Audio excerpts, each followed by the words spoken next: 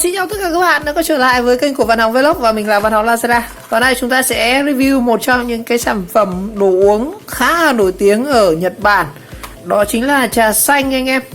Mình có một hộp trà xanh từ Nhật Bản, nhãn hiệu là Itoen. Hôm nay chúng ta cùng review xem nó như thế nào.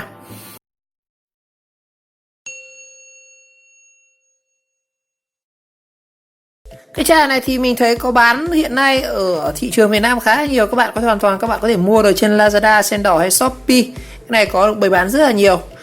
Cứ tìm cái mã là trà xanh matcha này. Nhãn thì nó có nhiều lắm, như là Itoen này, có Oicha, có một số loại nữa cơ. Ở đây mình có một hộp Itoen. Cái này thì không phải là hộp mới nhá, cái này người ta uống rồi, mượn quay video cho anh em xem, khám phá thêm một cái gói trà của Nhật Bản nó sẽ như nào. Cái này thì là bột trà xanh. Đây này, green tea with matcha, trà xanh với cái bột matcha.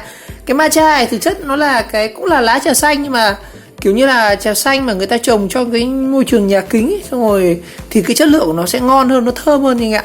Xong người ta sẽ xay ra thành bột như này, gọi là bột matcha. Uống cái này thì nó không mất ngủ như là cái trà. Ở quảng cáo là uống cái trà này nó sẽ đỡ mất ngủ hơn là uống cái lá trà xanh lá vối bình thường ấy. Rồi hôm nay chúng ta xem thử một hộp trà của Nhật Bản nó sẽ như nào nha các bạn. Một hộp này hình như là khoảng là... Ui dồi, toàn tiếng Nhật thôi không ạ. Sự mình chẳng biết nó bao nhiêu gam rồi anh em. Đây có thông số đây, nhưng mà hình như là khoảng 48mg thì phải. Ở đây toàn tiếng Nhật. Đây, nhãn hiệu là Itoen, trà số 1 của Nhật Bản. Đó, có đây chắc là hạn sử dụng này. Website của nó là itoen.co.jp hoặc là itoen.hiken.jp anh em. Đó. Còn bên này chắc là cái này, làm thế nào để chuẩn bị một cốc trà đây. Theo cái này thì mình thấy rằng chúng ta sẽ có hai cách uống, là uống nóng này và uống kiểu bình thường thôi. Rồi. Một hộp này như là có 16 gói nha anh em. Ở trên này thì có là mấy ta tiếng Nhật chả hiểu gì các bạn.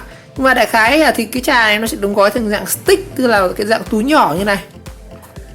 Cái này là cái gì tôi chả hiểu. Đây là cái các thông số về của nó. Và để tìm hiểu kỹ hơn về cái sản phẩm này thì mình sẽ sử dụng một công cụ hết sức đặc biệt của Google. Đây các ông, tôi sẽ dùng Google dịch. Chúng ta xem là cái này nhá. Đây. Và với những cái sản phẩm nước ngoài mà không có thông tin thì chúng ta sẽ chơi cái trò này. Cây gậy Itoen 16 miếng, có thể uống ngay lập tức với... À đây, cái chữ này là chữ tan nhanh không ạ. Tan nhanh. Đó. Khổ lắm, toàn các review mà không biết tiếng Nhật gì. Rồi. Cái này đại khái là tôi hiểu là cho vào nước và chúng ta sẽ dùng được ngay và tan nhanh. Còn cái này nó dịch chả đúng gì cả. Rồi bên hông này chúng ta xem nào. Đây, cần thiết về lựa chọn. Đó, các bước sử dụng này. Cũng có bước 1 là cho một gói vào cốc và có thể dùng là 100ml nước nóng hoặc lạnh nha. Đó. Sau khi mở hãy uống càng sớm càng tốt. Như vậy thì trong cái trà này thì theo mình nhìn thấy đây thì có chất là dichin anh em. Dưới này có cái gì nữa ấy? Ông thấy không? Các ông thấy không? Công nghệ bây giờ nó giúp chúng ta là, đặc biệt là các bạn review không cần biết tiếng Nhật mà vẫn có thể biết được cái sản phẩm nó như thế nào.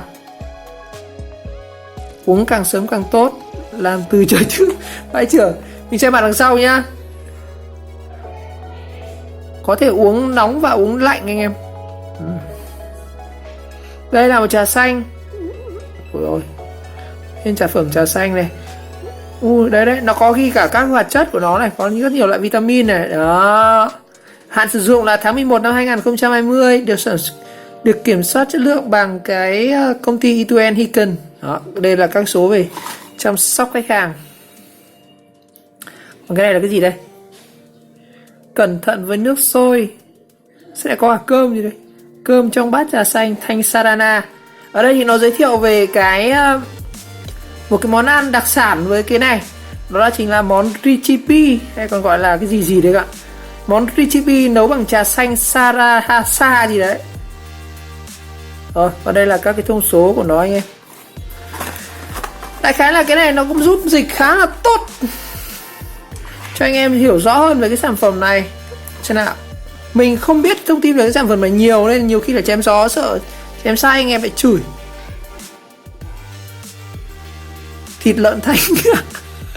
Em đến bái cái ông Google này. Thôi, đó là một chút thông tin về cái hộp sản phẩm này. Các bạn cũng thể hình dung qua được về cái sản phẩm này nhá. Mình sẽ tóm lược lại một số thông tin này. Cái trà này chúng ta thể uống uống lạnh được. Và đây có thể làm ra một cái món ăn như này, gọi là sashimi cái gì ấy, không biết có đúng không, để sử dụng các thứ này. Rồi, bây giờ thì chúng ta sẽ tôi mở hộp cho các ông xem đấy nhá. Cái này đang dán bằng dính này. Người ta cũng cẩn thận dán bằng dính này. Xem một gói trà này nó sẽ như thế nào. Cái này như hộp này nó phải rơi vào tầm 150 đến 200 nha anh em. Rồi, bên trong chúng ta sẽ có là một cái khoảng 16 gói này. Cái này người ta dùng rồi nên là cũng không còn nhiều đâu. Ở đây mình đếm xem còn khoảng là còn có khoảng 11 gói thôi. Một hộp này chúng ta sẽ được khoảng là 16 gói nhé các bạn. Trông nó giống như là gói kẹo cao su vậy ấy. Rồi đây là một gói trà Green Tea with Matcha của Itoen. Đó, ta tính nhật thôi. Cái này chắc tôi lại phải dùng Google dịch tiếp không ạ. Đây, nó là những cái gói nhỏ nhỏ như này. Một gói này mình không biết là dùng với bao ml nước rồi anh em ạ. Ôi, đây thì tôi sẽ dịch luôn cho các em xem một cái gói này nha. Tranh thủ đang vẫn mở công cụ này. Cái chữ này bé bé này không biết nó có dịch được không. Ở đây nhà sản xuất Itoen này hết hạn sử dụng này. Sử dụng này không biết là ngày bao nhiêu không ạ. Ôi dồi ôi, nói chung là chả hiểu gì cả. Cái sản phẩm của Nhật này dùng rất là khó luôn. Tôi xem nào. Đây hạn sử dụng của nó đây không ạ. Đại khái này nó chỉ ghi về cơ sở sản xuất với các kiểu nguyên liệu thôi. Tôi nghĩ là cũng không có nhiều thông tin cần thiết đối với các ông đâu. Cái này là dùng với 100ml nước không ạ. Rồi, bây giờ thì mình sẽ uống thử cái này nhá. Theo cái quảng cáo đây thì mình thấy cái trà Itoen này chúng ta có thể uống được cả nóng cả lạnh. Giờ mình sẽ uống có thể là uống 2 cốc đi, một cốc nóng một cốc lạnh, xem cái hương vị nó như thế nào nhá. Rồi, đây mình sẽ chuẩn bị 2 cái cốc, mình sẽ uống thử 2 kiểu. Một là uống nóng uống lạnh xem nó như nào. Bây giờ mình sẽ cắt thử một gói này Itoen này cho anh em xem bên trong nó có gì nhá. Và cái này có khi chả cần kéo. Đó, mình có thể bẻ tay được anh ạ, không cần kéo. Bây giờ mình sẽ đổ vào cốc này. Chúng ta sẽ uống một cốc nóng một cốc lạnh nhá. Trông nó như bột vẽ vậy.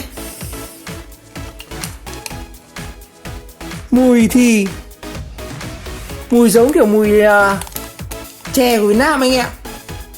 Nó giống cái nước chè của Việt Nam ấy. Cái chè mạn mà các cụ hay uống ấy. Tôi uống một gói nữa. Gói này thì mình sẽ uống lạnh như bạn. Đây là chắc là nó giống nhau thôi. Để xem uống nóng hay uống lạnh thì nó sẽ ngon hơn. Anh em thấy đấy này.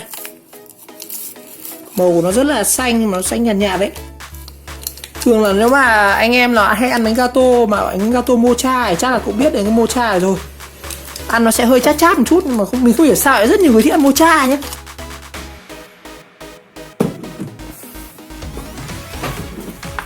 Tôi phải đun ít nước, tôi phun nước sôi. Rồi, tôi sẽ cắm điện nữa không.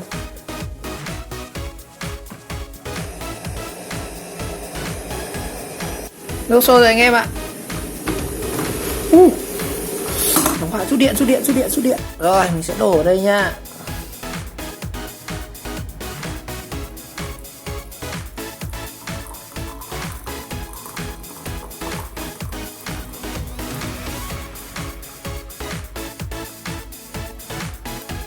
Rồi đây các bạn, mình đã có 2 cốc Green Tea with Matcha của Itoen, một cái thương hiệu trà của Nhật Bản.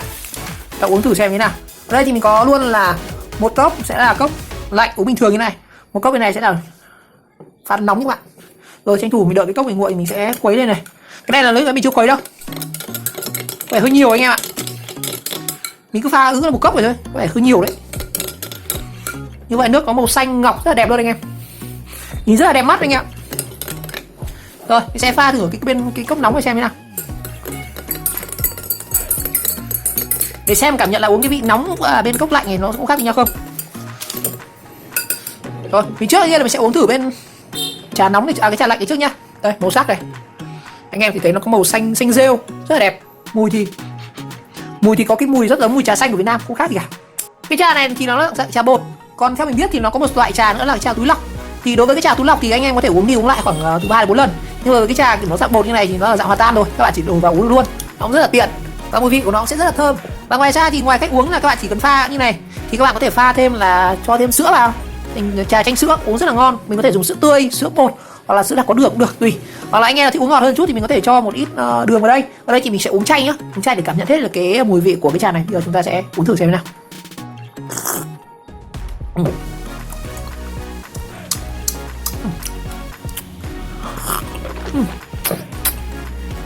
Nóng quá.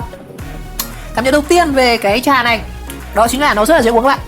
Lúc đầu mình sẽ tưởng tượng ra là uống cái trà này nó sẽ phải hơi chát chát giống kiểu trà kiểu trà đá mình hay uống ở các cái quán cóc vỉa hè. Nhưng mà cái trà này uống nó rất là dễ uống luôn. Mùi thì nó không nồng như là cái trà đá của Việt Nam, mà uống thì nó rất là dịu, khá là mát.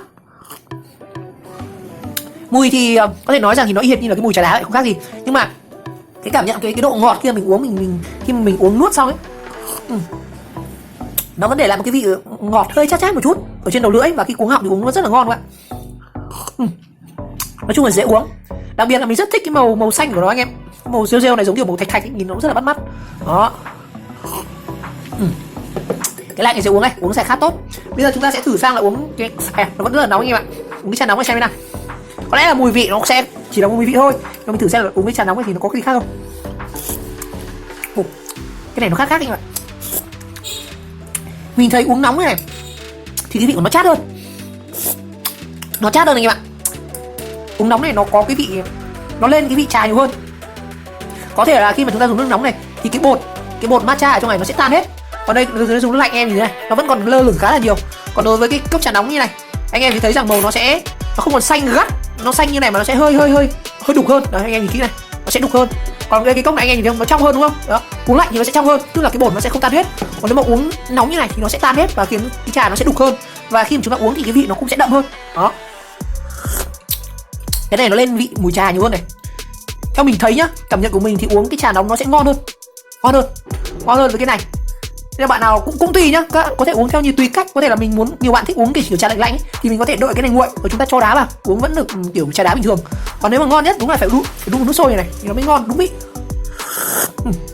Thơm lắm, uống nó cũng nó hơi man mát, hơi chát chát đi độ lượng một chút, mà cảm nhận được cái vị của nó rất là thơm. Theo một số nhà bán hàng ở trên các sàn thương mại điện tử Lazada, trên đỏ, Shopee thì mình thấy công dụng của trà Itoen nó sẽ có những công dụng sau.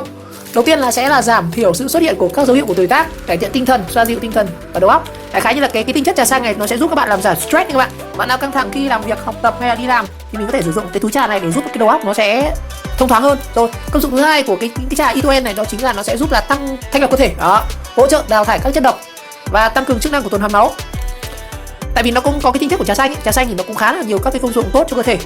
Một số ngày xưa người ta có đồn với nhau rằng trà xanh là uống để chữa ung thư. Mình thấy rất nhiều tài liệu chứng minh rằng đúng là trà xanh nó có tác dụng tốt, đặc biệt là để chữa ung thư. Nên cái sản phẩm trà xanh Itoen của bản này thì nó cũng sẽ giúp tăng cường thanh lọc cơ thể. Đó. Và công dụng thứ ba nữa, theo mình thấy rằng ở đây thì có nói rằng là hỗ trợ tăng cường trao đổi chất, giúp cơ thể tươi trẻ, làn da hồng hào và đầy sức sống. Rồi công dụng nữa ở đây thì mình thấy có ghi là giúp giảm cân và làm đẹp da.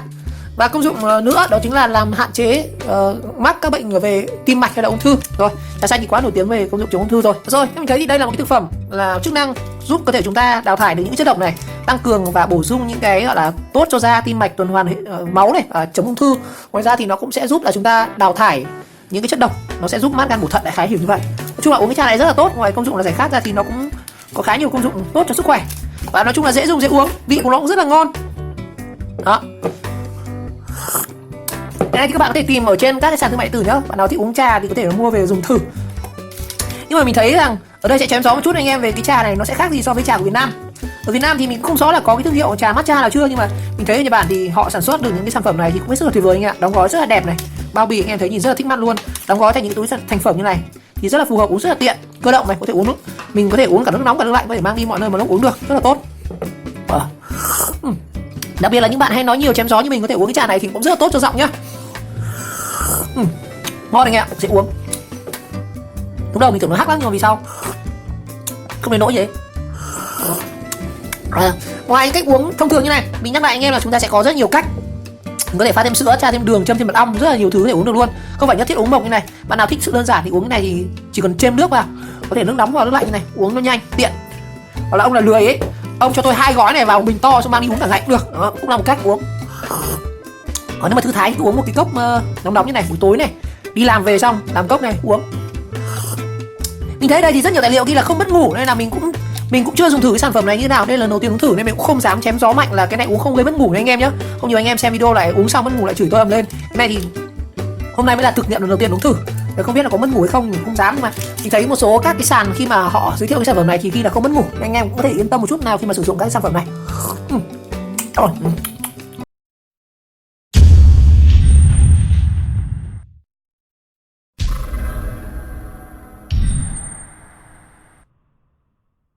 Rồi, như vậy ngày hôm nay thì mình đã có một video chia sẻ anh em về một cái trà Green Tea Matcha, trà xanh của Itoen đến từ Nhật Bản, cũng như là giới thiệu anh em về các cái công dụng cũng như là những cái đặc điểm mà khi mà sản xuất cái trà này. Và cái cảm nhận của mình cũng xin nhắc lại các bạn là cái cách trà uống này chúng ta sẽ có 2 cách uống nóng và uống lạnh. Và theo cảm nhận riêng của người làm video đó và nóng thì cái uống nóng này nó sẽ ngon hơn, nó thơm hơn, trà nó sẽ đậm đà hơn và uống nó dậy mùi trà nhiều hơn. Còn nếu mà anh em không có điều kiện thì mình vẫn có thể dùng nước lạnh để uống cái trà này này, nó tan thành bột ở dưới này. Cái này chúng ta uống chúng ta sẽ phải khuấy lên nhé. Đây này, đó. Cái nóng này nó sẽ tan chậm hơn. Rồi, một lần nữa cảm ơn các bạn đã theo dõi video clip, và nếu thấy video hay và ý nghĩa thì các bạn nhớ like, subscribe, ủng hộ kênh và chờ đón các video tiếp theo. Chúng ta sẽ có những review và những cái trải nghiệm khác nhé.